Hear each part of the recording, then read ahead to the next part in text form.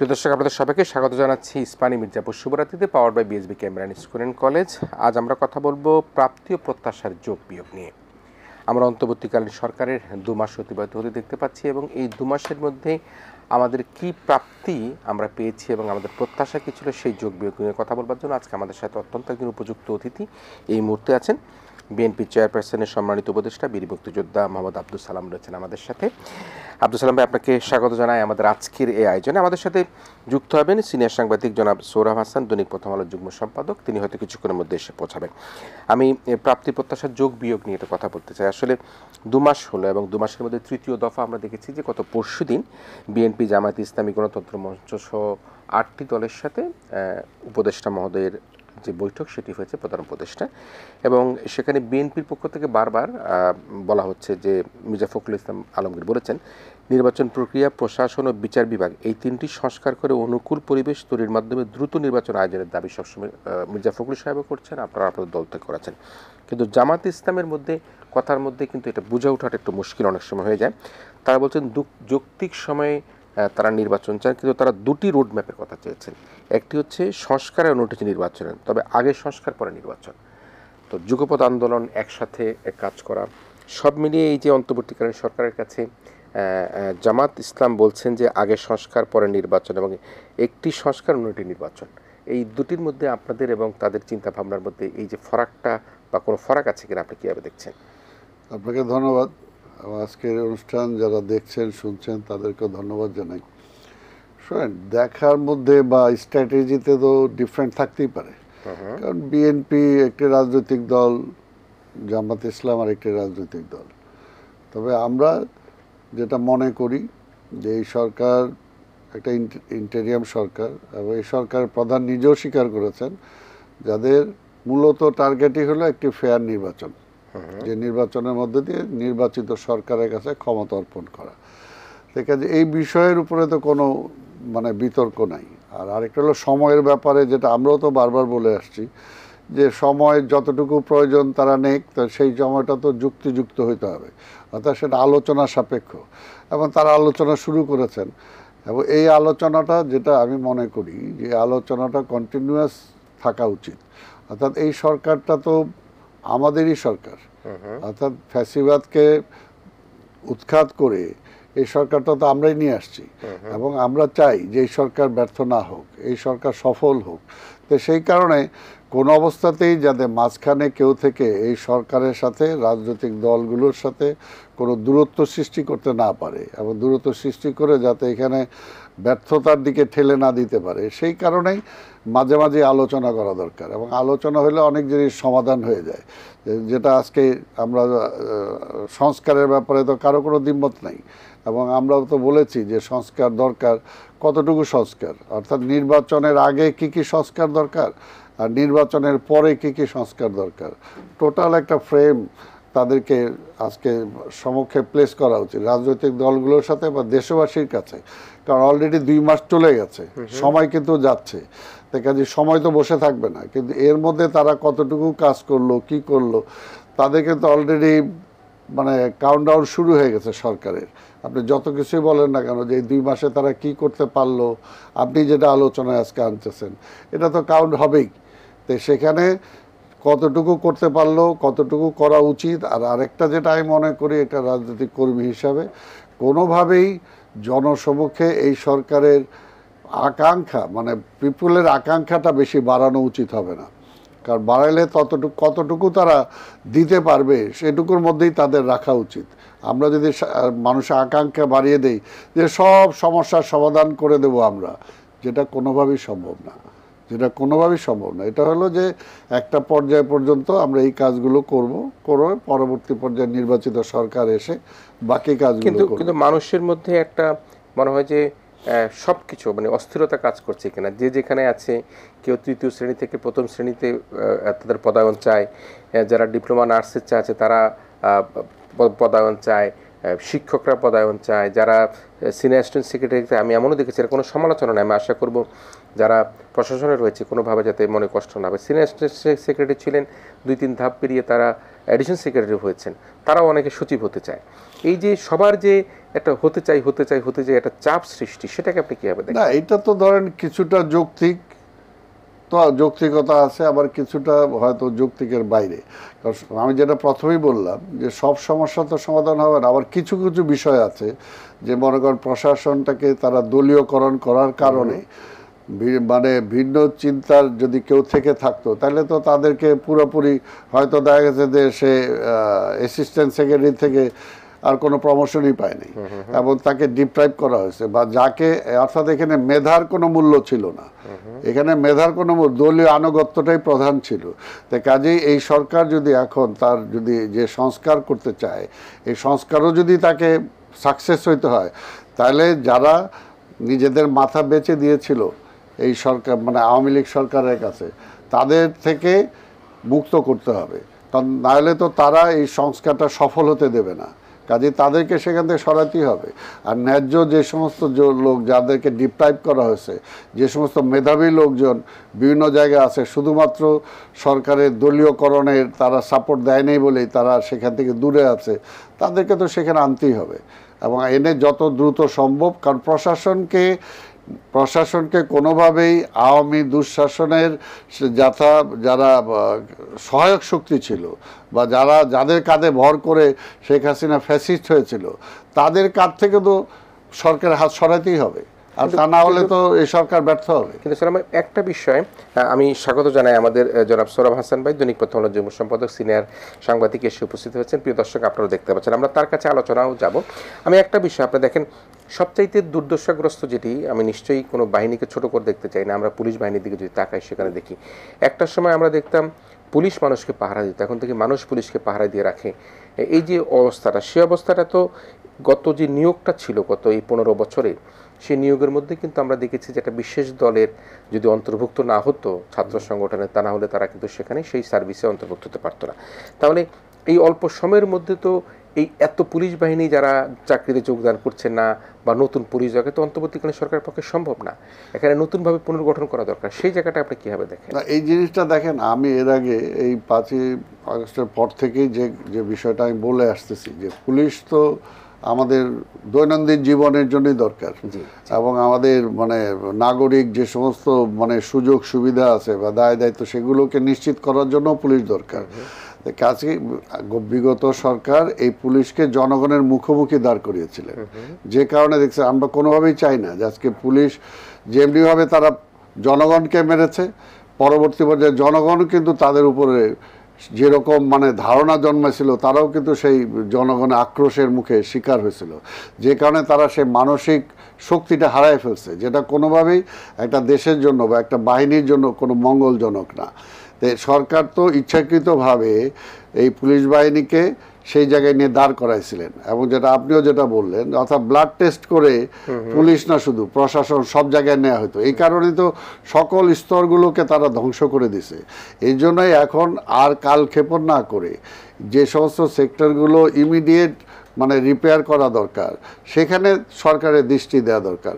পুলিশের ব্যাপারে যেটা আমরা বলেছি যে প্রথমেই আসার পরে উচিত ছিল যে আজকে এই আন্দোলনকারী যে সমস্ত ছেলে মেয়ে যারা আছে, প্রথমে একটা বিজ্ঞপ্তি দেওয়া উচিত ছিল যে নতুন নেওয়া হবে, পুলিশ নেওয়া হবে, তাহলে কিন্তু 2 মাসের মধ্যে একটা স্টেপ আগে যেতে পারতো তারা। আরেকটা যেটা আমি বলছি যে মনে করেন যে সেনাবাহিনী থেকে অন্তত ডেপুটেশনে হলেও পুলিশকে সমৃদ্ধ করার জন্য কিছু বাহিনী সেখানে নিয়ে আসা উচিত। নিয়ে এসে এই বাহিনীটাকে যত তাড়াতাড়ি দাঁড় করানো যাবে, দাঁড় করাতেই হবে। আপনার একটা হলো যে আমরা যদি শান্তি শৃঙ্খলা রক্ষা করতে চাই, আইনের শাসন যদি আমি ফিরিয়ে আনতে চাই, আইনের শাসনের সাথে এটা সরাসরি জড়িত। পাশাপাশি আমি যদি নির্বাচনও করতে চাই, সেখানেও কিন্তু এই বাহিনীর একটা বিশাল একটা ভূমিকা আছে। কাজে এটাই মনে করি যে সেনাবাহিনী থেকে ডেপুটেশনও হলেও কিছু লোক এনে এখানে দেওয়া উচিত। আর আরেকটা হলো যে ইমিডিয়েট যত দ্রুত সম্ভব বিজ্ঞপ্তি দিয়ে একটা নিয়োগ প্রক্রিয়া যাওয়া উচিত। কারণ এখানে তো আমরা দেখছি যে এই ছাত্রছাত্রীরা কিভাবে রাস্তায় তারা আইন শৃঙ্খলা নিয়ন্ত্রণ করেছে, এখন তো সেটা ধসে পড়েছে। বরঞ্চ ট্রাফিক পুলিশ যেটা করতে পারে নাই আমাদের ছাত্রছাত্রীরা কিন্তু সেটা করেছে।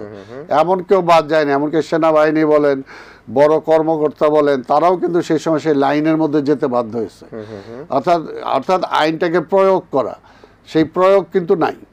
এটা কিন্তু ছাত্রছাত্রীরা দেখাই গেছে আমাদের। কাজে আমাদের পক্ষে সেটা সম্ভব যদি আমরা সেটা চেষ্টা করি। নিশ্চয়ই নিশ্চয়ই সালাম ভাই, আপনার কাছে আবার আসবো। সালাম ভাই, আমরা আজকে যে আলোচনাটা সেটা হচ্ছে প্রাপ্তীয় প্রত্যাশার যোগ বিয়োগ নিয়ে আমরা কথা বলছিলাম। আমরা 2 মাসই হয়ে গেল, একদিন হয়তো বাকি আছে, রাত পোহালে 2 মাস হয়ে যাবে অন্তর্বর্তীকালীন সরকার ক্ষমতা গ্রহণ করেছে। এবং এটি তো সবাই বলে, আমি নিজেও বলি, নিশ্চয়ই আপনি সে মন্তব্য করেন, সালাম ভাই বলছেন, শুধু একটি রিজিমের রাজনৈতিক দল ছাড়া সরাসরি আমরা বলতে চাই যে অন্তর্বর্তীকালীন সরকারের প্রধান যিনি এসেছেন তিনি অবশ্যই সারা পৃথিবীতে একজন নন্দিত ব্যক্তি এবং প্রত্যেকের কাছে শ্রদ্ধাভাজন ব্যক্তি। কিন্তু এখন যে প্রশ্নটা হচ্ছে সেটি হচ্ছে যে সংলাপ চলছে, সেই সংলাপে আমরা দেখেছি যে গত কিছুদিন আগে, পরশু দিন বোধহয়, 8টি দলকে, বিএনপি জামাত সহ 8টি দলের সাথে সংলাপ করা হয়েছে এবং পরবর্তী সংলাপে 19 অক্টোবর অর্থাৎ দুর্গাপূজার পরে সে সংলাপ করা হবে।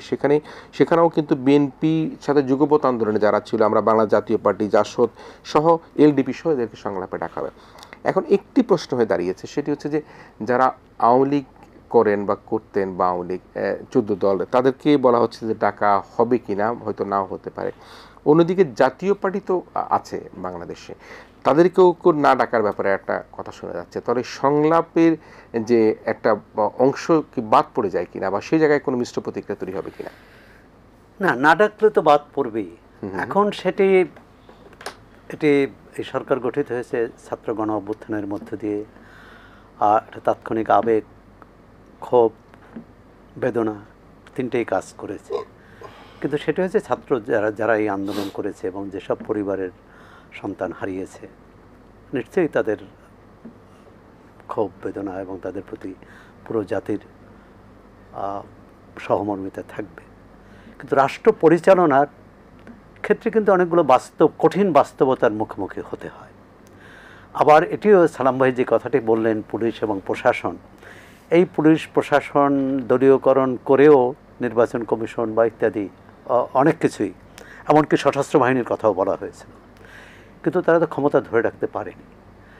তার মানে এই পুলিশ বাহিনীর মধ্যেও এমন সদস্য ছিলেন বা আছেন যারা এই অন্যায়কে প্রশ্রয় দেননি, অথবা অন্যায়ের কাছে নতি স্বীকার করেননি, হয়তো পরিবেশ পরিস্থিতির কারণে প্রতিবাদ করতে পারেননি, কিন্তু এক ধরনের তাদের মধ্যে যে ন্যায়বোধ, আমাদের প্রধান দায়িত্ব যে কে কোন দলের, কে কোন পক্ষের, তার চেয়েও ন্যায়বোধ জাগ্রত করা। কারণ আমরা তো দেখেছি যে সামরিক শাসন আমলে বা অন্য যে কোনো সরকারের আমলে, এই যে এর আগে তত্ত্বাবধায়ক সরকারের অধীনে 4টি নির্বাচন হয়েছে, কিভাবে 4টি যদি বাদও দেয়, প্রথম 3টি নির্বাচন 96, 2001 এবং 91, সেখানে এই 3 মাসের মধ্যে প্রশাসন কিভাবে এরকম সাধু হয়ে গেল, এরকম সবার মধ্যেই আপনি এমনকি সরকারি এই যে কী বলে সরকারি প্রচার মাধ্যম বিটিভি, বাংলাদেশ বেতার, বিএসএস পর্যন্ত তারা কিভাবে বস্তুনিষ্ঠ হলো। সুতরাং একটা হচ্ছে যে নীতি নির্ধারক, আমরা কি চাই, আমাদের আকাঙ্ক্ষা, অভিপ্রায়, সেটি বোঝাতে হবে, সেটি জানাতে হবে। হ্যাঁ, অনেকের আওয়ামী লীগের প্রতি তাদের পক্ষপাত থাকতে পারে, বিএনপির প্রতিও তাদের পক্ষপাত থাকতে পারে। বিএনপির প্রতি পক্ষপাত আছেন এরকম সরকারি কর্মকর্তা ছিলেন না 15 বছর? ছিলেন, কিন্তু তারা হয়তো সামনে আসেনি বা বঞ্চিত হয়েছেন, অথবা অন্যায়ের সঙ্গে অন্যায় আপোষ করতে বাধ্য হয়েছেন। এখন দেখার বিষয় রাষ্ট্র, মানে যারা রাষ্ট্রের নীতি নির্ধারক, তারা কি চান। এই সরকারের তো কোনো রাজনৈতিক উদ্দেশ্য থাকার কথা নয়, অর্থাৎ কোন দলকে জেতাবেন, কোন দলকে ক্ষমতায় বসাবেন। তো সেক্ষেত্রে এই সরকারের উদ্দেশ্য, রাষ্ট্র এতদিন একটি কর্তৃত্ববাদী ব্যবস্থা চালু করেছিল, দেশবাসীর জনগণের উপর চাপিয়ে দিয়েছিল, সে তার থেকে একটি গণতান্ত্রিক ধারায় ফিরিয়ে নেওয়া। ছাত্রদের যেমন বৈষম্যের বিরুদ্ধে তারা, কোটা তো বৈষম্য ছিল, সে কোটার বিরুদ্ধে তারা মেধার কথা বলেছেন। তো এই মেধার অগ্রাধিকার দিতে হবে প্রতিটি ক্ষেত্রে। কোনো কোনো গণমাধ্যমে কিন্তু এটা এসেছে যে এই পরিবর্তন করতে যে অনেক জায়গায় জবরদস্তি হয়েছে, অনেক জায়গায় কি বলে অন্য ব্যক্তিরা সুবিধাও নিয়েছেন, মেধাবী নন তারাও মেধাবী বলে দাবি করে, যে বঞ্চিত দাবি করে কিছু সুবিধা নিয়েছেন। এখন এটা হচ্ছে যে এক্ষেত্রে যদি শিক্ষাঙ্গন বলি বা পুলিশ বলি বা প্রশাসন যদি একটি টাস্ক ফোর্স বা এরকম একটা কমিটির মাধ্যমে এটা যদি পরিবীক্ষণ করা হতো যে সত্যিকারভাবে এই অভিযোগগুলো কতটা সত্য, যাদেরকে পত্রপাঠ বিদায় দেওয়া হয়েছে সেটাও কতটা আপনি দেখেছেন যে আওয়ামী লীগ এসেই অনেক সরকারি কর্মকর্তাকে হয় ওএসডি করেছিল, পরবর্তীকালে চাকরিচ্যুত করেছে। তারা কিন্তু আবার এখন চাকরি কেউ হয়তো তাদের বয়স নেই কিন্তু চুক্তিভিত্তিক নিয়োগ পেয়েছেন।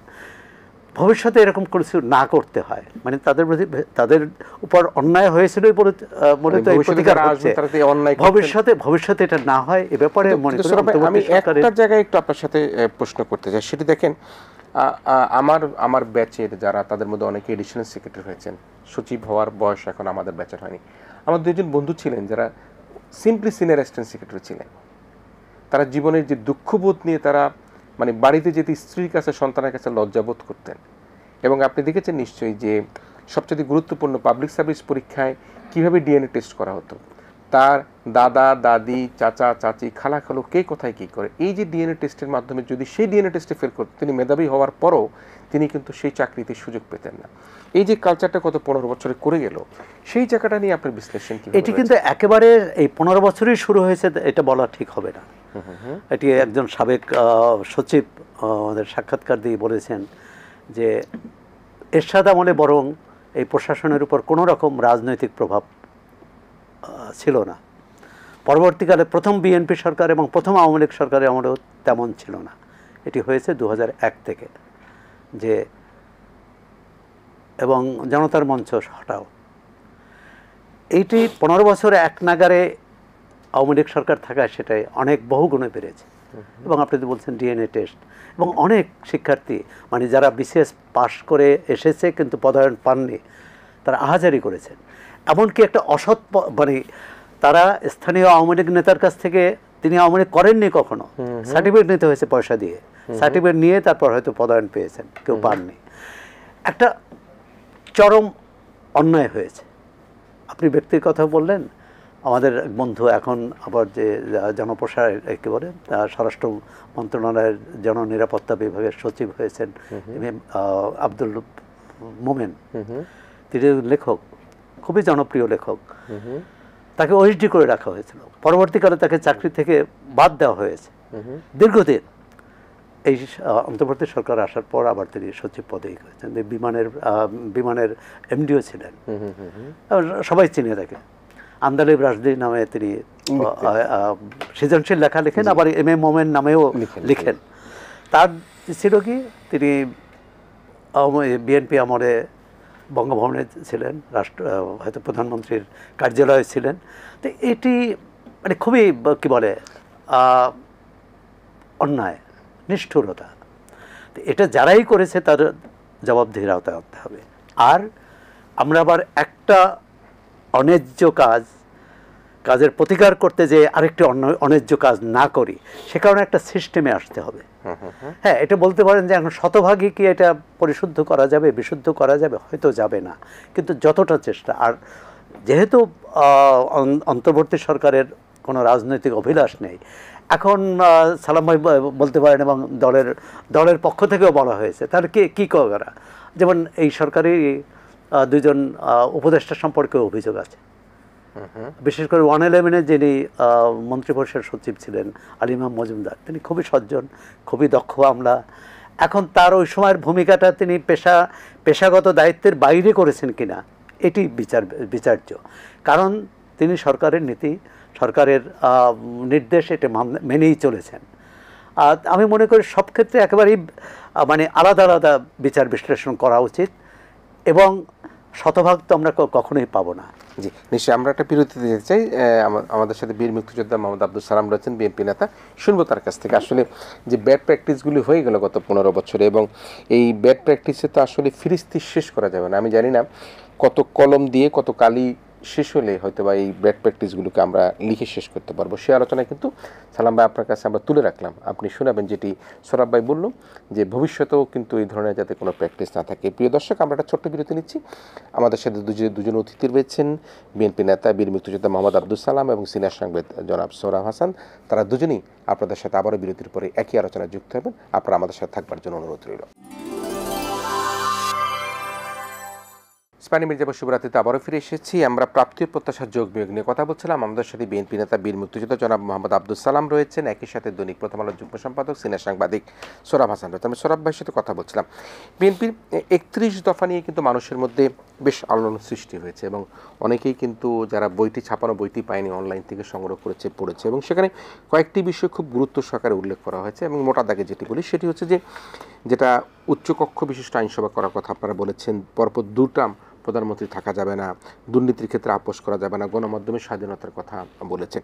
তো এই সব মিলিয়ে যে 31 দফা, আমি শুনেছি সেটি হয়তো আরও কিছু যোগ হতে পারে। একসময় 27 দফা ছিল, পরে 31 দফায় আসছে। তো আসলে কি বাস্তবিক পক্ষে এগুলি কাগজে কলমে লেখা থাকবে নাকি না এগুলি আসলে আমরা বাস্তবায়নের জন্য অপেক্ষায় থাকবো যদি আপনারা জনগণ আপনাদেরকে ভোট দিয়ে ক্ষমতায় নিয়ে আসে? আপনাকে বলতে চাই সোহরাব ভাই এখানে আছে, তো এই বিএনপিকে কিন্তু বিগত আন্দোলনের সময়ও অনেকে অনেকভাবেই কিন্তু ডিরেল করতে চেয়েছে এবং আমরা জানি যে অনেকে তারেক রহমান সাহেব পার্টি লিডারশিপে আসার পরও কিন্তু অনেকে অনেক রকম সংশয় প্রকাশ করেছে বা এখনও করতে চায়। কিন্তু ইন অ্যাকশন আপনি দেখেন যে বিএনপি কিন্তু একটা পজিটিভ পলিটিক্স অলওয়েজ আনার জন্য চেষ্টা করেছে এবং কোনোভাবেই মানে ক্ষতিকর কোনো কিছু আসুক সেই বিষয়টা কিন্তু আসে নাই। এখন যেটা দেখেন যে তারেক সাহেব ন্যাচারালি আমাদের পার্টির ভারপ্রাপ্ত চেয়ারম্যান, আগামী দিনে পার্টির ফুল লিডারশিপ তার কাছেই আসবে এবং পার্টি ক্ষমতায় গেলে দেশের লিডারশিপও আসবে। তার এই যে জনসমক্ষে তার বক্তব্যের মধ্যে দিয়ে তার মধ্যে একটা ভাবমূর্তি কিন্তু তিনি ক্রিয়েট করেছেন, অর্থাৎ কী চান। আরেকটা হলো যে দেখেন যেটা কোনোভাবেই যে বিএনপি বা তারেক রহমান সাহেবের পক্ষে কিন্তু এটা অনেকটা কষ্টকর হলেও কিন্তু যেটা তিনি করেছেন, অর্থাৎ 2 বারের বেশি কেউ প্রধানমন্ত্রী হতে পারবে না। বিএনপির পক্ষে তো এটা এই মুহূর্তে না বললেও পারতো।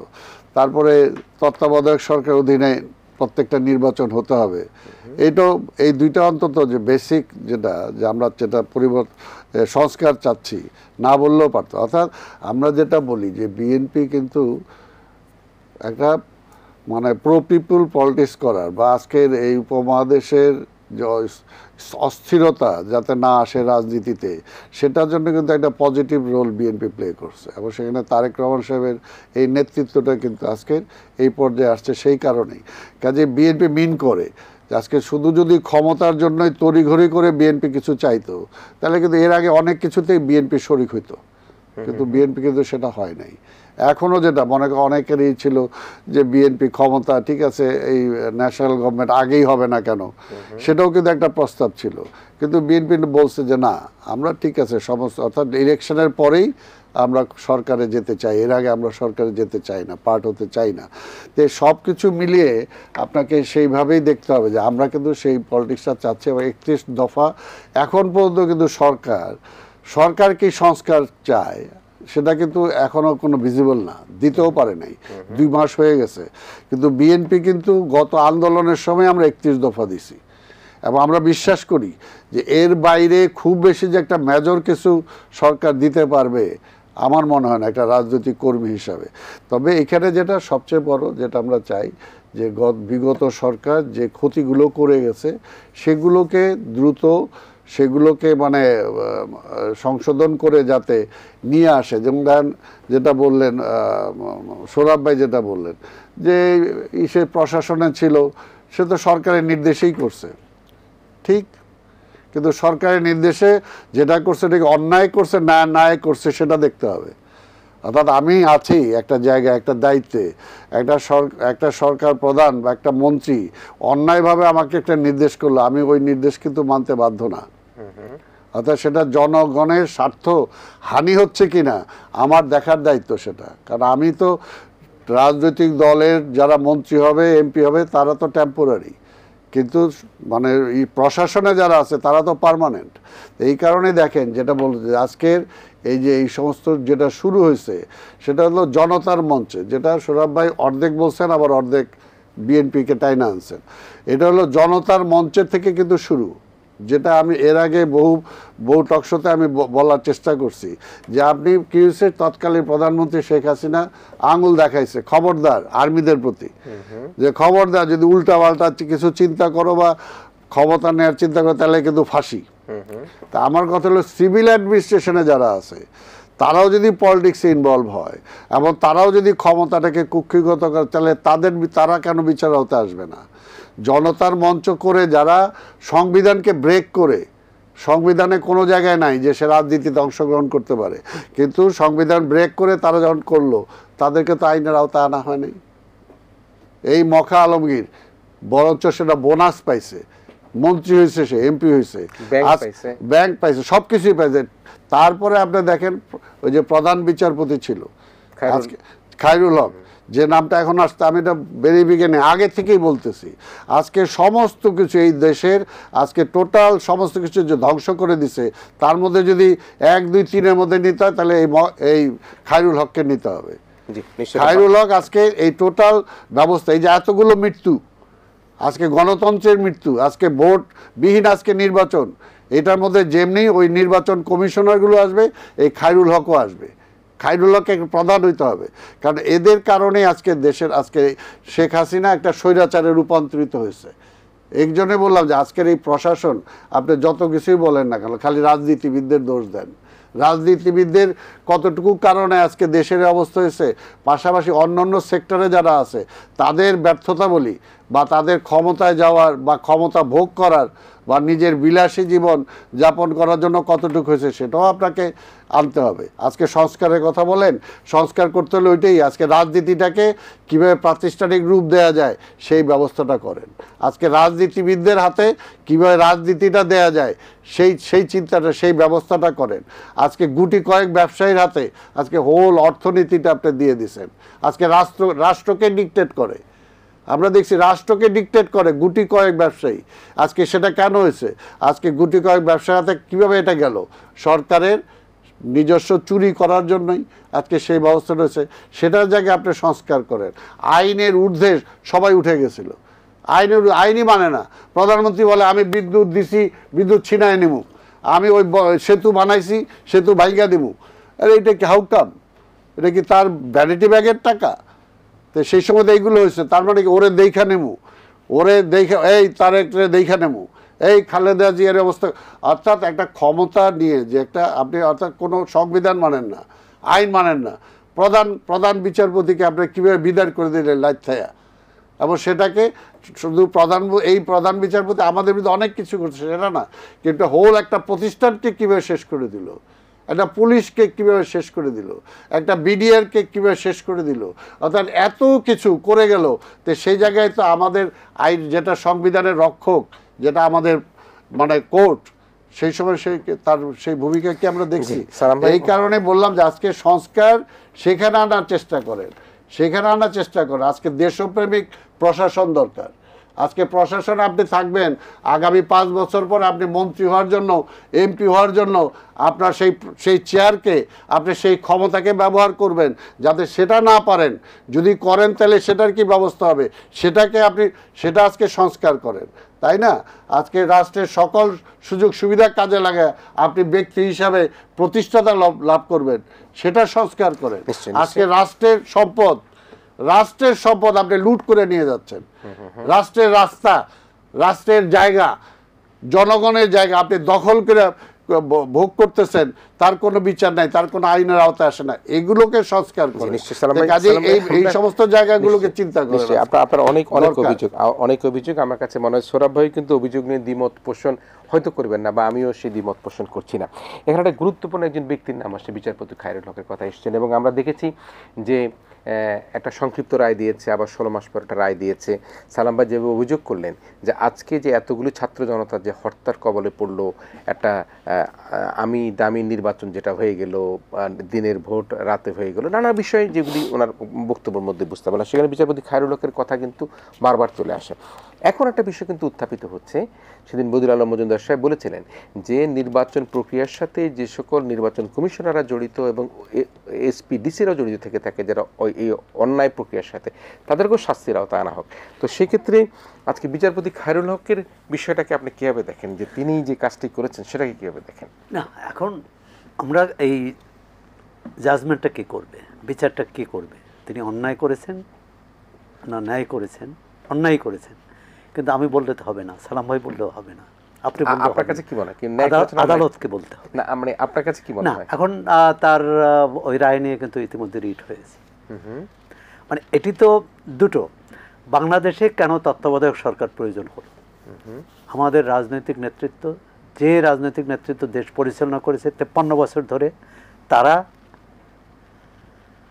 দলীয় সরকারের অধীনে সুষ্ঠু অবাধ নির্বাচন দিতে ব্যর্থ হয়েছে। এক সেকেন্ড, আমি একটু সরি, এটা তো আছে আপনি সে যে না, ওই কথাটা আসছে, ওই কথা আসছে, মানে সে যে পরবর্তী পর্যায়ে একটা লোভনীয় মানে বেনিফিশিয়ারি একটা জায়গায় গেল, সেটাই তো সে পানিশমেন্ট হয়। তত্ত্বাবধায়ক সরকার ব্যবস্থাটা আসছিল রাজনৈতিক নেতৃত্ব পরিশুদ্ধ হবে, তাদের মধ্যে যে গলদ আছে, যে ব্যর্থতা আছে, যে ব্যত্যয় আছে, অর্থাৎ পক্ষপাত, প্রশাসনকে ব্যবহার করা, পুলিশকে ব্যবহার করে, তার থেকে একটা অনুশীলনের মধ্য দিয়ে 3-4-5-7টা নির্বাচন হয়ে গেলে এটি একটা পর্যায়ে যাবে যে কেউ চিন্তা করবে না, যেটা ভারতে হয়েছে বা অন্য দেশে। এক ধরনের স্থানীয় মাস্তানি, স্থানীয় প্রভাব সৃষ্টিত হয়, কিন্তু রাষ্ট্রীয়ভাবে সর্বোচ্চ মহল থেকে এটি যাতে না হয়।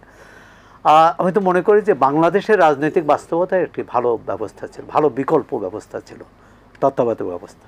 হ্যাঁ, রাজনৈতিক নেতৃত্ব যদি ওই পর্যায়ে যান, ওরকম যদি শুদ্ধ হন, ওরকম যদি নিজেদের সৎ বলে দাবি করতে পারেন, তখন দরকার হবে না। কিন্তু খায়রুল হক সাহেব যে অন্যায়টি করলেন, তিনি প্রথম রায় দিলেন, সেখানে কিন্তু শর্ত সাপেক্ষ ছিল না, যে সংসদ চাইলে তাও ছিল না, যে 2টি নির্বাচন এই ব্যবস্থার মধ্যে হতে পারে। তার রায়ের একটা বিষয়ে আমি কিছুটা বলবো যে যুক্তি আছে, সেটা হলো বিচার বিভাগকে তিনি এর মধ্যে না জড়ানোর কথা বলছে। এখন এর বিকল্প কি? বিচার বিভাগকে জড়ানো হয়েছে, তো বিচার বিভাগই একমাত্র ভরসার জায়গা যে এরকম একটি লোক যে প্রধান বিচারপতি ছিলেন, তিনি কোনো অন্যায় করবেন না। কিন্তু তিনি যেটি বলেছেন যে বিচার বিভাগকে নষ্ট করা হয়েছে বা ধ্বংস করা হয়েছে এই প্রলোভন দিয়ে বা এই পদ্ধতি রেখে, সেক্ষেত্রে বিচার বিভাগের বাইরে করতে পারেন, যেটাতে তিনি রায়ও বলেছেন। পরবর্তীকালে তিনি যখন পূর্ণাঙ্গ রায় দিলেন 16 মাস পরে, তখন তিনি এটা বাধ্যতা, এই যে 2টি নির্বাচনের ক্ষেত্রে বললেন যদি সংসদ চায়, এই যে পরিবর্তন, এটি আমি মনে করি অন্যায়। দ্বিতীয়ত হচ্ছে পূর্ণাঙ্গ রায় দেওয়ার আগেই কিন্তু সরকার সংসদে আইন পাশ করে ফেলছে। সুতরাং এক ধরনের এই দুই পক্ষের মধ্যে এক ধরনের তো সমঝোতা ছিল, এবং সমঝোতা সৎ উদ্দেশ্যে নয়। আওয়ামী লীগ যদি 14 সালের নির্বাচনও বাদ দিলাম, 14 সালের নির্বাচনে যেহেতু বিএনপি যায়নি, 18 সালের নির্বাচনে যদি প্রমাণ করতে পারতো যে দলীয় সরকারের অধীনে সুষ্ঠু নির্বাচন সম্ভব, তাহলে কেউ আর তত্ত্বাবধায়ক দাবি করতো না, খায়রুল হকের রায় নিয়েও প্রশ্ন হতো না। কিন্তু আওয়ামী লীগ তো পারেনি, এবং ওই নির্বাচন তো বিএনপি অংশ নিয়েছে, পরবর্তী বা আগের নির্বাচনে নেয়নি। সুতরাং আমাদের এই যে আমরা এত সংস্কারের কথা বলছি, এত কমিশন হয়েছে, যারা রাজনীতি করেন, রাষ্ট্র পরিচালনা করেন, তারা যদি নিজেদের সংস্কার না করেন, না সেটি তো নিশ্চয়ই, কিন্তু আমরা যদি বিচার বিভাগের কথা বলি, প্রশাসনের কথা বলি, আমরা যদি পুলিশ কাঠামোর কথা বলি, এই জায়গাগুলো তো কিন্তু মনে করেন একটা ম্যানিপুলেটের জায়গাটা যেটা তৈরি হয়েছিল, সেই জায়গাটাও তো কিন্তু একটা প্রশ্ন। এখন সেখান থেকে আসাটা বেশ কঠিন, কিন্তু এই অন্তর্বর্তী সরকার 1.5-2 বছরের মধ্যে একটা কিছু কাঠামো তৈরি করবেন। পরবর্তীকালে যে সরকার আসবে, যদিও সালাম ভাইরা বলছেন যে আমরা জাতীয় সরকার চাই, এই ধরনের কোনো রকম না থাকে, সংঘাত না থাকে। এখন একটা প্রশ্ন আছে, ওই জাতীয় সরকারের কাঠামো কী হবে, কাদের নিয়ে হবে? এক হচ্ছে যে বিএনপি বলেছে যারা স্বৈরাচার বিরোধী আন্দোলন করেছে যারা, তাদের নিয়ে। সেক্ষেত্রে জামাতের প্রশ্নটি আসবে। ধরে নিলাম জামাত থাকলো না, তাহলে জামাত এই জাতীয় সরকারে আসলো, তাহলে থাকে কি আওয়ামী লীগ, মানে বিগত সরকারে যারা ছিল, জাতীয় পার্টি এবং 14 দল, তারা এই সরকারের বাইরে থাকলো, তাহলে তারা একটা বিরোধী দলে থাকবে। এখন তাহলে এটা কি জাতীয় সরকার হবে? আওয়ামী লীগ কিন্তু সালাম ভাই নিশ্চয়ই মনে আছে 96 সালে বিএনপির 2জন মন্ত্রীকে ভাগিয়ে, 2জন সংসদ সদস্যকে ভাগিয়ে নিয়ে তারা জাতীয় ঐকমত্যের সরকার বলেছিল। পরবর্তীকালে মহাজোটের সরকার বলেছিল। আসলে হচ্ছে নিয়ত ঠিক থাকতে হবে, এবং নিয়ত ঠিক রেখে কাজটা পক্ষপাতহীনভাবে করতে হবে। সংসদ সরকারকে নির্দেশ দিবে, পরিচালনা করবে, তদারক করবে, এবং ভুল করলে জবাবদিহির। আমি বিরতিতে যাব, তবে একটা জিনিস আমি প্রশ্নটা রেখে যাই, সালাম ভাইয়ের কাছে পরে আসবো। সেটি হচ্ছে যে এখন যে প্রেক্ষাপট চলছে, সেই প্রেক্ষাপটে তো আসলে আওয়ামী লীগের যিনি প্রধান ছিলেন তিনি তো ভারতে ছিলেন, ভারত থেকে আমরা শুনেছি তিনি দুবাইতে চলে যাচ্ছেন, সে আলোচনা হয়তো একটু পরে আসবো। আওয়ামী লীগের নেতা কর্মীদেরকেও কিন্তু খুব একটা বেশি খুঁজে পাওয়া যাচ্ছে না। কেউ জেলে আছেন, কেউ হয়তো পার্শ্ববর্তী দেশে আছেন, কেউ হয়তো আরও যারা বেশি বিত্তবান তারা আরও বড় বড় দেশে গিয়ে আরামায়েশে জীবনযাপন করছেন। তো এই অবস্থায় যদি আসলে আওয়ামী লীগের নেতা নেতৃত্ব বা 14 দলকে খুঁজে পাওয়া না যায়, তাহলে আপনি যে প্রশ্নটি করেছেন, তাহলে তাদেরকে তো পাওয়াই যাবে না, তাদের কি হবে? তো সেই জায়গায় তো একটা প্রশ্ন থেকে যায়। আসলে কোথাও তো শূন্য থাকে না। সালাম ভাই তো বললেন যে আওয়ামী লীগ নাই, এটা তো না, নানা জায়গায় আছে। এখন কিভাবে আছে, কারা আছে? প্রথমত হচ্ছে, তাহলে যদি এই যে বলছেন যে খুঁজে পাওয়া যাবে না, তাহলে আপনি যখন বিচার করবেন, দৃশ্যমান না, তাহলে না যাদের বিচার করবেন তাহলে তো দৃশ্যমান হতে হবে। এখন তো প্রশ্ন এসেছে এই যে বঙ্গবন্ধু পরিবারের, শেখ পরিবারের কেউ গ্রেপ্তার না হওয়া নিয়ে, কেন হলো না? কেন এতগুলো লোক যেতে পারলেন? যে সাবেক মন্ত্রী, প্রভাবশালী মন্ত্রীরা, এবং কারো কারো বিষয়ে সংবাদ হয়েছিল যে তারা বিমানবন্দরে তাদের আটক করা হয়েছে, তারপর কোথায় গেলেন? এখনও পর্যন্ত সশস্ত্র বাহিনী থেকে, আইএসপিআর থেকে একটা বলা হলো যে এতজন সেনানিবাসে আশ্রয় নিয়েছিলেন বা নিরাপত্তা চেয়েছিলেন, তারা নিরাপত্তা দিয়েছেন। পরবর্তীকালে বললেন যে 7 জন ছাড়া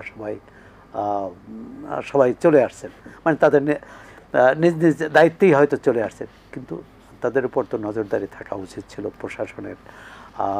সুতরাং এক ধরনের তো প্রশ্ন আছে। এবং যদি প্রশ্নটা তো বিএনপি থেকেও বলা হচ্ছে যে এত আওয়ামী লীগের ডাট শেডের নেতা, আমরা দেখি পার্শ্ববর্তী দেশের স্বরাষ্ট্রমন্ত্রী সাহেব তিনি ঘুরে বেড়াচ্ছেন, আমরা শামীম ওসমান সাহেবের কথা দেখি। কিন্তু আজকে যে আপনি বলতেন যে আওয়ামী লীগকে খুঁজে পাওয়া যাচ্ছে না, এখন 6 মাস পর কি একই বাস্তবতা থাকবে?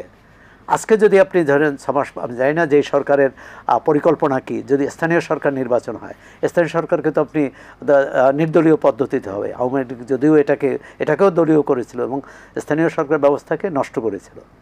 নির্দলীয় ব্যবস্থা হলে আপনি বলতে পারবেন না যে আওয়ামী লীগের না, এ বিএনপি না, এ বাম দলের। সুতরাং সেখানে কিন্তু তখন কিন্তু একটা পরীক্ষা হবে। আমার কাছে মনে হচ্ছে 6 মাস, তো আমার মনে হয় 6 মাসের মধ্যে কেউকে খুঁজে পাওয়া যাবে না। পরবর্তী সময়টা আসলে প্রেক্ষাপটটা খুঁজে পাওয়া যাবে না, আমরা যদি ধরেই নেই পাওয়া যাবে না, তাহলে কিন্তু এক ধরনের বাস্তবতা হবে। আর যদি ধরে নেই যে যারা অন্যায় করেছে তাদের বিচার হবে, যেটাই বিএনপির মহাসচিব বলেছেন, আমি তো মনে করি তিনি খুবই বিচক্ষণ কথা বলেছেন, যে যারা অন্যায় করেছে, এবং ওই যে নিষিদ্ধের কথা, আওয়ামী লীগ বিএনপিকে আনুষ্ঠানিকভাবে নিষিদ্ধ করে না, জামাতকে আনুষ্ঠানিকভাবে আওয়ামী লীগ নিষিদ্ধ করেছে, কিন্তু বিএনপিকে তো যে কোনো কৌশলে নির্বাচন থেকে বাইরে রেখেছে। বিএনপি থেকে তো বলা হচ্ছে না যে আমরা আওয়ামী লীগকে নিষিদ্ধ চাই, না, সেটাই আমি বলছি যে নিষিদ্ধ না চাওয়ার মানে কি, তার যে উপস্থিতি, তার যে সমর্থক, তারা স্বাধীনভাবে মত প্রকাশ করতে পারবে। এই পরিবেশটা, অর্থাৎ আওয়ামী লীগ আমলে যে কাউকে বাদ দিয়ে নির্বাচন করা হয়েছে, এক্সক্লুডিং নির্বাচন হয়েছে, সেটি এই অন্তর্বর্তী সরকার করবে না বলেই তো আমরা বিশ্বাস করি, আস্থা রাখি। কিন্তু সেটা আসলে সম্ভব হবে কিনা সেটা আমরা একটা সময়ের অপেক্ষা থাকি। একটা বিরতিতে যেতে চাই। প্রিয় দর্শক, আমাদের সাথে রয়েছেন বীর মুক্তিযোদ্ধা মোহাম্মদ আব্দুল সালাম, বিএনপি নেতা রয়েছেন সিনিয়র সাংবাদিক সোহরাব হাসান। আমরা ইস্পানি মির্জাপুর শিবরাত্রিতে আবার একটা ছোট্ট বিরতি নিচ্ছি। বিরতির পর আবার একই আলোচনা নিয়ে আপনার সামনে ফিরে আসবো। প্রত্যাশা প্রাপ্তির যোগ বিয়োগ নিয়ে কথা বলছিলাম ইস্পানি মির্জাপুর শুভরাত্রিতে। আমাদের সাথে অতিথি হিসেবে রয়েছেন বিএনপির সিনিয়র নেতা বীর মুক্তিযোদ্ধা মোহাম্মদ আব্দুল সালাম, রয়েছেন সিনিয়র সাংবাদিক জনাব সোহরাব হাসান। আমি সালাম ভাই একটু আপনার কাছে আসি।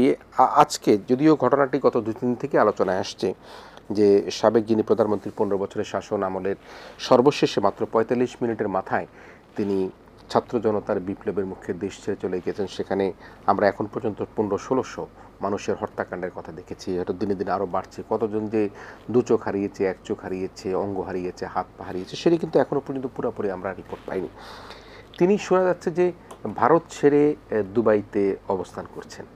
তো আমি জানি না, আপনারা রাজনীতি করেন, ভালো বলতে পারবেন সেটা কিভাবে করছেন বা কি হবে, তার বিচার আসলে কিভাবে করা সম্ভব হবে। যে সবাই বলছেন, আপনারা বলছেন, বিশ্লেষকরা অনেক সময় বলছেন এই যে সরাসরি গুলি করা, যা আদেশ দেওয়া, সেখানে তো যাদেরকে এখন আদালতে নেওয়া হচ্ছে বড় বড় নেতাদেরকে, তারাও কিন্তু বলছেন যে আমরা কিছু করিনি, করেছেন উনি। তো তিনি তো এবার গেলেন ভারতে, তারপরে আবার গেলেন দুবাইতে। তো বিচারটা কিভাবে হবে? এটা তো হলো যে ধরেন আজকে সরকার, এই জবাবটা তো সরকারের দেওয়া উচিত। কারণ এটা তো সত্যি কথা যে তিনি যে গণহত্যা চালিয়েছেন, এবং সবচেয়ে আল্লাহ তো অশেষ রহমত যে গণহত্যার শেষ পার্টে আর্মিকেও ইনভলভ করতে চেয়েছিলেন, কিন্তু আল্লাহর রহমত এটাই যে আর্মি বরঞ্চ সেই গণহত্যা যাতে আরও না বাড়ে সেটা যেটা ঢাল হিসাবে তারা দাঁড়িয়ে গিয়েছিলেন পুলিশ এবং আন্দোলনকারীদের মাঝখানে, যে কারণে আরও বেশি বাড়তে পারে নাই, এবং প্লাস আর্মিরাও গণহত্যা সামিল হন নাই, তাই না? এবং ফাইনালি তাকে ক্ষমতা ছাড়তে বাধ্য করছেন এই আর্মি। তো না হলে তো এটা আরও বাড়তে পারতো। কাজে এখন তো উচিত যে সরকারের এই ব্যাপারে আরও স্ট্রং ভূমিকা নেয়া। ভারতের যেমন আমরা তো এখন পর্যন্ত দেখলাম না যে তাকে ফিরিয়ে আনার জন্য যে ভারতের উপরে কিছু কিছু কথাবার্তা বলছে, দ্যাটস এনাফ। এর বাইরে কিন্তু এখন পর্যন্ত সেই ধরনের কোনো ভূমিকা নাই। এই জন্যই বলতেছি যে বিগত ফ্যাসিস্ট এবং ফ্যাসিস্টের সহযোগী যারা, তাদেরকে যদি আপনি আইনের আওতায় না আনেন তাহলে কিসের সংস্কার করবেন আপনি? কারণ তারা তো সব ভণ্ডুল করে দিবে, কালো টাকা তাদের হাতে। আজকে দেশে এবং বিদেশে সমস্ত দেশের সম্পদ তারা লুটপাট করে নিয়ে গেছে, এবং এখনও প্রশাসন সহ বিভিন্ন জায়গায় তাদের যে বেনিফিশিয়ারি তারা এখনও সেই জায়গায় অবস্থান করছে। কাজে সরকার খালি বলতেছে এই নির্বাচন দিলেই এইটা হবে, এইটাও করেন, তাহলে এটা করেন না কেন? এই ব্যাপারে তো উনি কীভাবে গেল এখন পর্যন্ত তো আমাদের ফরেন মিনিস্ট্রি থেকে আমরা কোনো জানতে পারলাম না, বা ব্যাখ্যাও চাওয়া হলো না আমাদের পার্শ্ববর্তী রাষ্ট্রের কাছে যে ওনাকে আমরা আইনের আওতায় আনতে চাই, তাকে আমরা ফিরিয়ে দেন, বা উনি যাতে সেখান থেকে অন্য কোথাও না যেতে পারে সেই ব্যবস্থা করেন। কারণ তার তো পাসপোর্ট নাই এখন, যেহেতু মানে কূটনীতিক পাসপোর্ট সব করা হয়েছে, বাতিল করা হয়েছে, তাকে ওখানে তো পাসপোর্টও নাই। এবং সেটা আন্তর্জাতিকভাবেও তো এই বিষয়টা আনা উচিত যে কিভাবে তাহলে উনি মুভ করতেছেন, সেই বিষয়গুলো তো আসা উচিত। এটা হলো যে সরকার সত্যিকার অর্থে সরকারের দায়িত্বটা সরকার পালন করা উচিত, আরও স্ট্রংলি করা উচিত। সেক্ষেত্রে সরকার পারতো হয়তো বা কূটনৈতিকভাবে যেটা আমাদের বন্ধু বিনিময় চুক্তি আছে, সেই চুক্তি অনুযায়ী তাকে দেশে ফিরিয়ে আনার অবশ্যই এই ধরনের কোনো প্রচেষ্টাই তো দেখছি না। আমরা আসবো আরেকটা প্রসঙ্গে। আমি এই কথাটা সরাব আপনাকে শুনতে চাই। সেটি আমরা শুনেছি যে শেখ হাসিনার ভারতের মধ্যপ্রাচ্যে তার আরব আমিরাতে আমাজন শহরে তিনি আশ্রয় নিয়েছেন, সেখানে তার একটা বাড়ি টাড়ির কথা বলা হচ্ছে আছে কিনা।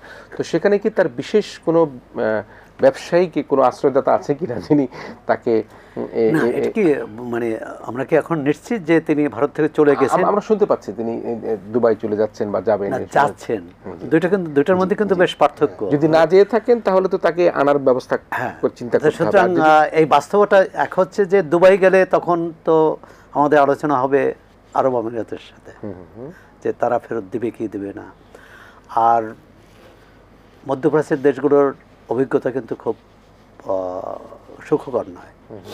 সৌদি আরবে বেশ অনেক বছর নেওয়াজ শরীফ ছিলেন, পারভেজ মোশাররফের আমলে, বেনজির ভুট্টো বাইরে ছিলেন। সুতরাং এবং তাদের কিন্তু ফেরত আনতে পারেনি, বরং রাজনৈতিক সমঝোতার মাধ্যমে ফেরত আনা হয়েছে। দুটো বেশ কঠিন প্রশ্ন এ কারণে মানে সরকারের জন্য যে গণহত্যার সাথে যারা জড়িত, অপশাসন দুঃশাসনের সাথে জড়িত, তাদেরকে বিচার করে তারপর নির্বাচন হওয়া। আবার বিচার না হলে তো আপনি বলতে পারবেন না যে সে গণহত্যাকারী, সে হত্যাকারী। বিচারের রায় হওয়ার পরে কিন্তু আপনি বলতে পারবেন যে সে হত্যাকারী, মানে আইনের ভাষায়। ব্যক্তিগতভাবে যে কেউ বলতে পারে বা এই ঘটনা ঘটেছে, সরকার, উনি যেহেতু সরকার প্রধান ছিলেন সেটা তো আছেই। এখন বিচার প্রক্রিয়াটা শুরু হয়নি, তার বিরুদ্ধে মামলায় হয়েছে, আন্তর্জাতিক অপরাধ ট্রাইব্যুনালে মামলা হয়েছে, আবার থানায় মামলা হয়েছে। এখন মামলাগুলো কিভাবে চলবে? একই সঙ্গে এতগুলো মামলা চলবে, এবং প্রতিটি একজন তাকে আপনি বলতে পারেন তাহলে তো গণহত্যার দায়ে যদি তার বিরুদ্ধে মামলা হয়, এবং সেখানে কিন্তু শতাধিক মামলা হয়েছে ইতিমধ্যে, আরও বেশি বোধ হয়, না 2 শতাধিক মামলা হয়েছে। আচ্ছা, 2 শতাধিক মামলায় দেখবেন যে প্রায় প্রতিটি মামলার আসামি মোটামুটি একই, শেষের দিকে হয়তো যোগ বিয়োগ আছে, সাবেক প্রধানমন্ত্রী, স্বরাষ্ট্রমন্ত্রী ইত্যাদি ইত্যাদি, পুলিশ প্রধান ইত্যাদি। এখন এই বিচার প্রক্রিয়াটা কিন্তু খুব স্বচ্ছ হতে হবে, এবং হ্যাঁ তড়িৎ হতে হবে, যে যতটা অস্বচ্ছতার কি মানে দৃশ্যমানভাবে আসলে বিচার তো আসলে মানুষ নিজেও কিন্তু দৃশ্যমানভাবে বুঝতে পারে। আপনার কাছে কি মনে হয় যে যদি বিচার স্বচ্ছভাবে হয়, সেই বিচারের মধ্যে যাকে আজকে বলা হচ্ছে দেশ থেকে চলে গিয়েছেন তিনি অভিযুক্ত হবেন না, এটি কি? না, অভিযুক্ত হবেন না, তো অভিযুক্ত তো হয়েই গেছেন। আচ্ছা, তাকে যে তার বিরুদ্ধে রায়, আপনি ধরেন কোনো আদালত তার বিরুদ্ধে রায় হলো, রায়ের বিরুদ্ধে তিনি যদি দেশে, হ্যাঁ, তিনি যদি এটা আপিল করেন তাকে আসতে হবে, তাই তো? এখন রায় প্রথম হলেও তো তদন্তই হয়নি, যতগুলো মামলা হয়েছে এখনও কিন্তু তদন্ত হয়নি।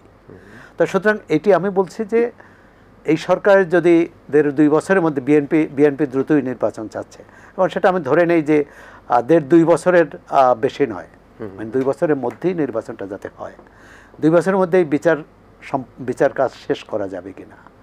আবার অন্তর্বর্তী সরকার যদি বিচার কাজ শেষ না করতে পারে, তখন যে দলীয় সরকার আসবে ভবিষ্যতে, সেই দলীয় সরকারের কাছে নতুন চ্যালেঞ্জ হবে কিনা সেটা।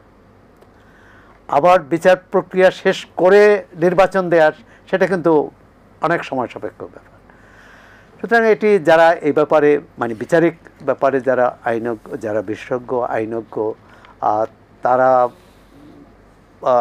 তাদেরই এ ব্যাপারে কীভাবে ভূমিকা রাখবে, কত দ্রুত রাখবে।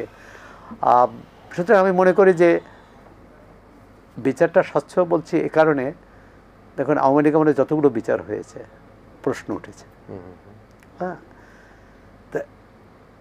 প্রশ্ন না ওঠে, প্রশ্ন কেউ কি করতে পারে, নিশ্চয়ই প্রশ্ন তো আসলে যারা প্রশ্ন করার করবে, কিন্তু সেটা যেমন বঙ্গবন্ধু হত্যার বিচার, বঙ্গবন্ধু হত্যার বিচার কিন্তু প্রচলিত আইনে হয়েছে, সেটা কিন্তু বিশেষ ট্রাইব্যুনালে হয়নি।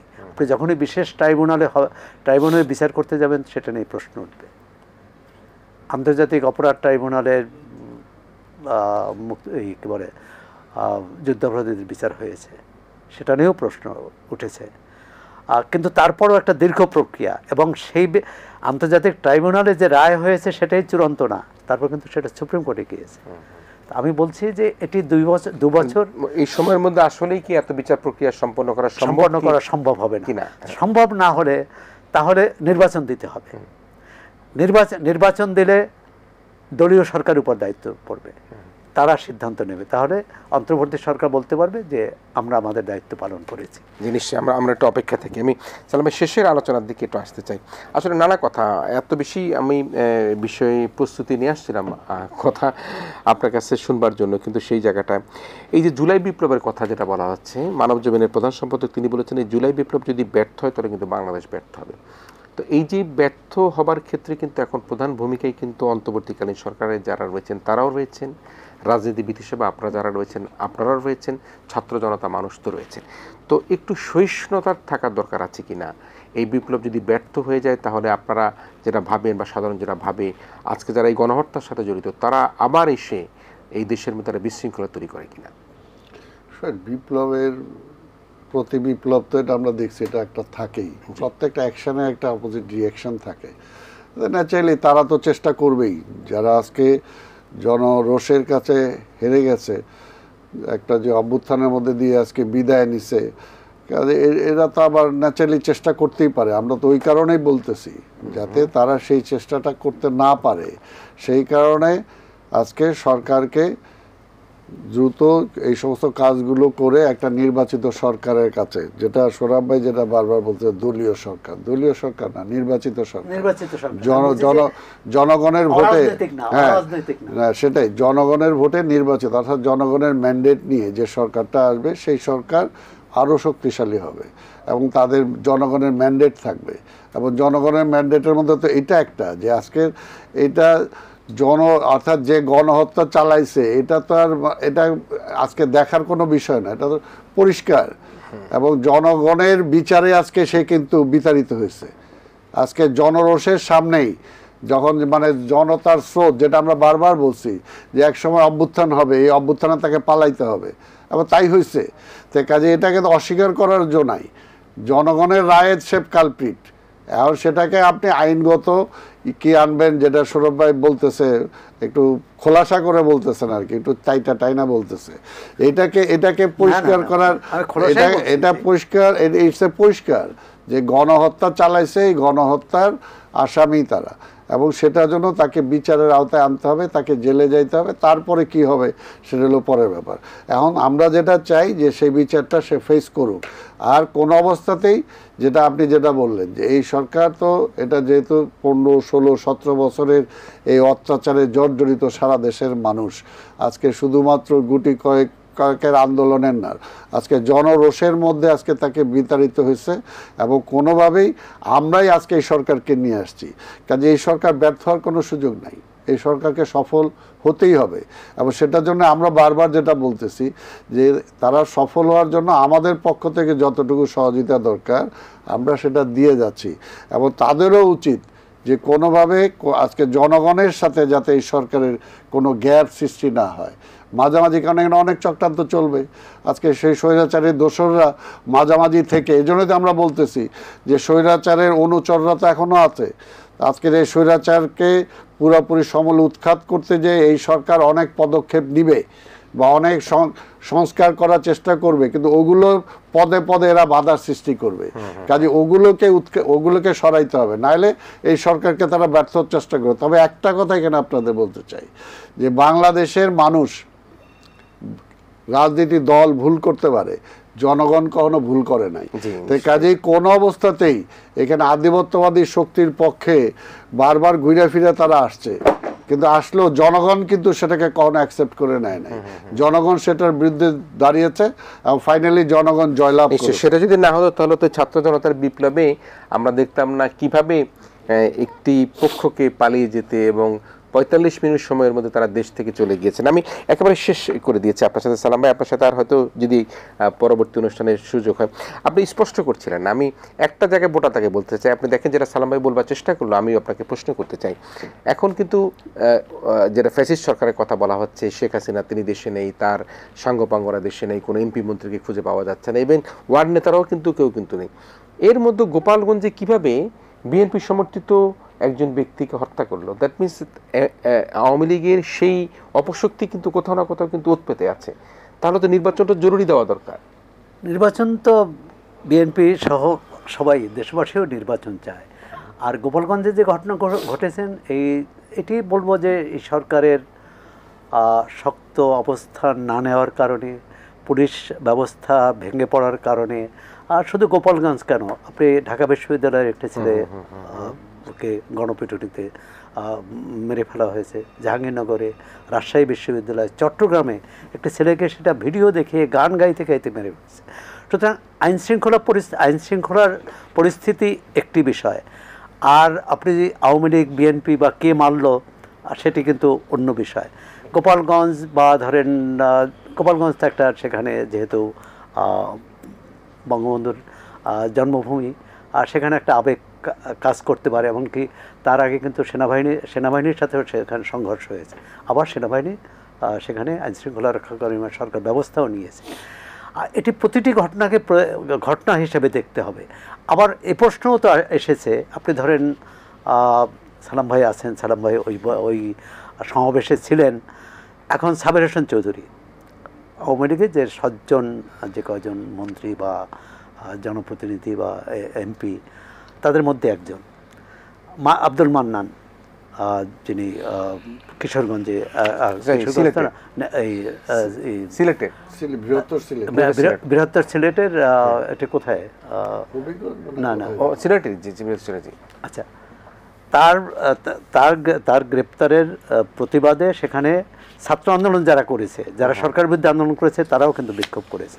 সুতরাং আমি মনে হয়েছে যে এই ঢালাও মামলাটা কিন্তু সুফল দেবে না, সমাধান দেবে না। আমি আসলে শোনার জন্য একেবারে আমাদের বিরতি এবং অনুষ্ঠান শেষ করতে হচ্ছে সুনামগঞ্জে।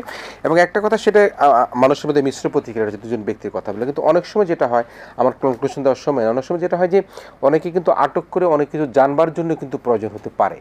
আমি জানি না সে কারণে কি তারা আটক হয়েছে কিনা, গ্রেপ্তার হয়েছে কিনা, সেটিও যদি হয়ে থাকে তাহলে ভালো। তবে ঢালাওভাবে মামলার কথা যেটি বলছেন, সেটি হলে এই আসলে যে মূল কালপিটরা, তারা কিন্তু না কোনোভাবে মামলাগুলো দুর্বল হয়ে যেতে পারে, সে জায়গায় আপনারা বলছেন। প্রিয় দর্শক, আমরা প্রাপ্তি প্রত্যাশার যোগ বিয়োগ নিয়ে কথা বলছিলাম, এবং অত্যন্ত নির্মমভাবে আমাদের আজকের দুজন অতিথি, যিনি রাজনীতিবিদ, বীর মুক্তিযোদ্ধা মোহাম্মদ আব্দুল সালাম, বিএনপি চেয়ারপারসন উপদেষ্টা, তিনি তাদের অবস্থান থেকে ব্যাখ্যা করেন এবং একটা জাতীয় নির্বাচনের দ্রুত প্রেক্ষাপট তৈরির কথা বলেন। আমরা একই সাথে জনাব সোহরাব হাসান, তিনি সবাইকে সহনশীলভাবে একটা জাতীয় নির্বাচনের পথমুক্ত করবার জন্য অন্তর্বর্তীকালীন সরকার, রাজনৈতিক দল সহ সকলের কাছে আহ্বান জানান। আমরা আশা করি যে আপনারা সকলে মিলে ঐক্যবদ্ধ থাকলে আমরা একটা গণতান্ত্রিক ব্যবস্থাপনার মধ্যে দিয়ে, একটা জাতীয় নির্বাচনের মধ্যে দিয়ে একটি সরকার পাবো, যে সরকার ভবিষ্যতে বাংলাদেশের লাল সবুজের পতাকাকে সারা বিশ্বের বুকে আবারও তুলে ধরবেন।